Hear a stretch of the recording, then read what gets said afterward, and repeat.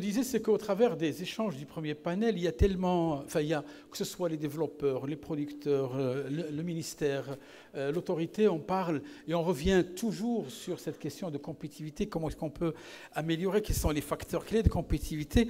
J'ai envie de vous écouter sur ce sujet. Qu'est-ce qui se fait? Qu'est-ce que le Maroc a déjà développé? Est-ce qu'au niveau de votre agence marocaine pour l'efficacité énergétique, qu'est-ce qui a été fait et quelles sont les perspectives? Voilà.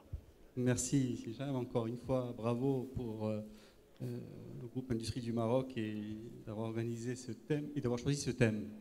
L'énergie, vous le savez, ça a bien été dit tout à l'heure, c'est le président Bakole, c'est vraiment le secteur qui a même parfois dans notre pays où des filières se sont arrêtées parce que l'énergie n'était pas compétitive.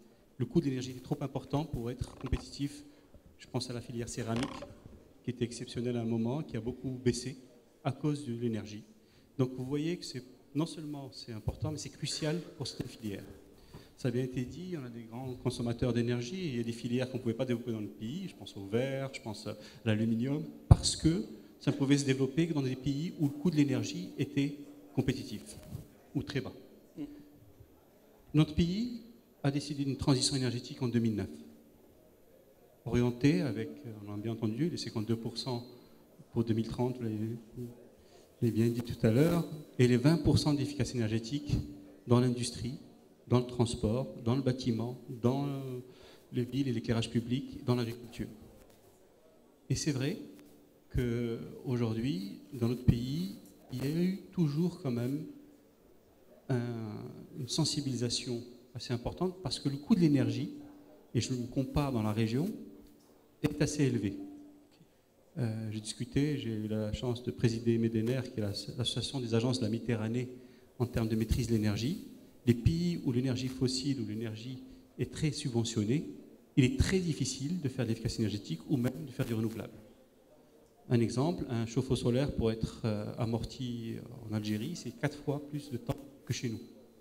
Parce qu'il y a un prix du gaz qui est disponible, pas cher, trop peu cher, à mon avis, parce qu'on est dans un autre modèle. Nous avons la chance, j'ai dit bien une chance, je sais que les industriels vont dire on n'est pas compétitif à cause du prix de l'électricité ou à cause du prix du fuel ou autre. On dit la seule façon pour être compétitif, c'est par 2 volets. Être d'abord le plus efficace possible. On ne peut plus gaspiller d'énergie. On a beau avoir du renouvelable, on a beau avoir toutes ces filières, et elles sont exceptionnelles, et ce qui se passe est exceptionnel. Lorsque le dernier appel d'offres, ça n'a pas été dit tout à l'heure, mais le dernier appel d'offres photovoltaïque au Portugal, c'est 1,5 centime d'euros le kilowattheure. Vous vous rendez compte, Brady parlait de 6 centimes tout à l'heure, on est à ces niveaux-là aujourd'hui. Donc ça veut dire qu'il y a une révolution dans les prix du photovoltaïque, c'est vrai. C'est vrai pour les grands projets, mais c'est vrai aussi pour l'aspect décentralisé. Dans les chiffres qui ont été présentés tout à l'heure, on a vu le nombre de mégawatts installés en solaire. Il faudra y ajouter tout le décentralisé. L'AME a accompagné dans l'agriculture le pompage solaire.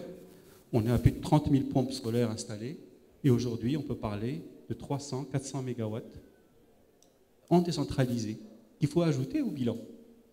Le bilan, c'est le bilan centralisé, connecté au réseau, qui injecte, mais le décentralisé va jouer un rôle de plus en plus important.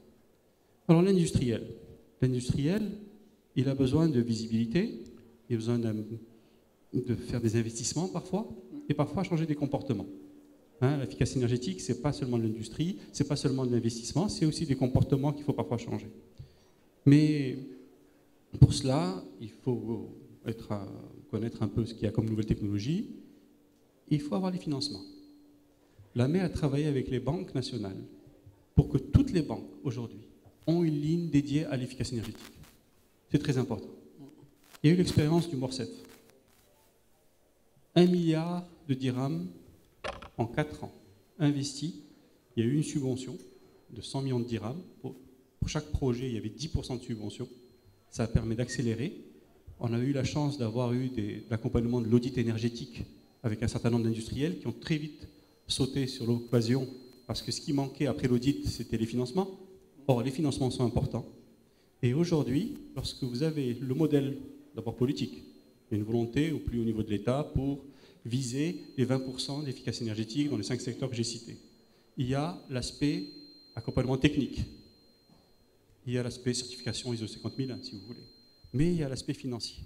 Et l'aspect financier est tellement important et qu'il ouvre à tous les industriels. Et je vois qu'il y a des banques ici aussi présentes pour leur dire, heureusement, qu'il y a le secteur financier qui accompagne ces investissements. Ce sont des investissements rentables, avec ou sans subvention. Je viendrai par la suite aux besoins d'accompagnement encore plus. Mais ce sont des investissements rentables parce que le contexte énergétique de notre pays étant ce qu'il est, les prix de l'énergie, le prix domestique, que ce soit de l'électricité ou du fuel ou du gaz naturel ou du gaz butane plutôt, propane, étant ce qu'il est, il faut absolument des investissements et les banques sont là pour ça. On a prouvé que c'était rentable, on a prouvé que c'était finançable. Maintenant, il faut accompagner avec ces nouvelles filières qui sont de plus en plus compétitives. C'est vrai, les toits solaires deviennent la règle. Nous sommes heureux, ce n'est pas l'industrie, mais très récemment, le ministère des Finances, sur son toit, a mis 200 kW en photovoltaïque. C'était pour dire au ministère des Finances que tous les bâtiments, aujourd'hui, vont commencer à produire, et c'est la troisième révolution qui arrive, et on le voit très bien. On est dans un schéma économique, et dans le contexte de notre pays, nous sommes dans un volet où il faut continuer ces accompagnements. Il y a une réglementation cette année qui est sortie, au-dessus de tous ceux qui consomment plus que 1500 TEP par an pour les industries. On aura un lien direct avec l'AME pour suivre les consommations, pour suivre les évolutions. Pour les sociétés de services, c'est 500 TEP par an. C'est dans un objectif d'accompagner et surtout d'aider à réduire les gaspillages là où ils sont. Et il y en a toujours. Maintenant, aujourd'hui, c'est vrai que dans notre pays, il y a encore un travail à faire à ce niveau-là. Nous sommes en train de voir pour la stratégie pour qu'il y ait des incitations. Il y a eu des incitations qui ont été proposées dans le cadre du MORCEF. Il faut aller un peu loin pour même défiscaliser des investissements et autres. C'est ce que nous proposons au ministère des Finances. Et j'espère que lorsqu'on montre dans un schéma comme celui-là, où on accompagne l'industriel, et on a parlé d'électricité, mais il faut parler aussi des autres sources.